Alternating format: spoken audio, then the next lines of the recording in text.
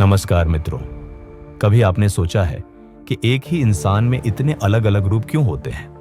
कभी वो शांत और समझदार होता है, तो कभी क्रोधित, बेचैन और व्यस्त।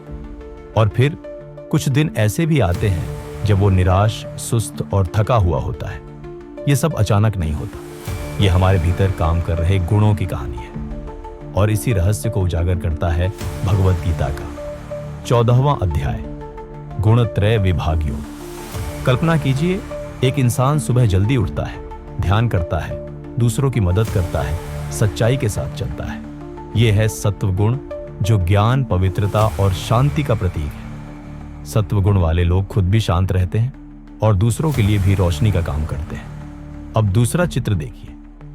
एक व्यक्ति जो हर समय भाग दौड़ में लगा रहता है, लक्ष्य की चिंता, सफलता की प्यास, चीजों को पाने की लालसा। यह है रजोगुण, जहां क्रिया बहुत है लेकिन शांति नहीं। ऐसे लोग बाहर से सफल दिखते हैं लेकिन अंदर बेचैन होते हैं।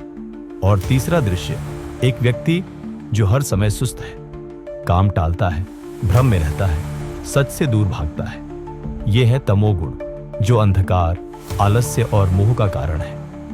तमोगुण हमें आत्मग्लानि और भ्रम में फंसा देता है।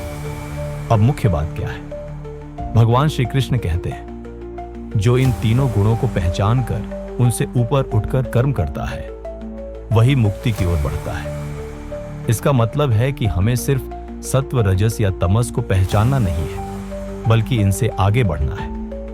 डे टू डे लाइफ में इसका क्या मतलब है?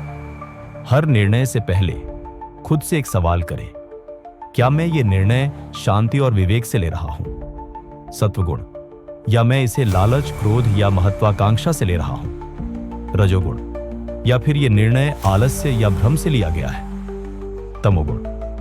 यह अध्याय हमें आत्मनिरीक्षण की शक्ति देता है।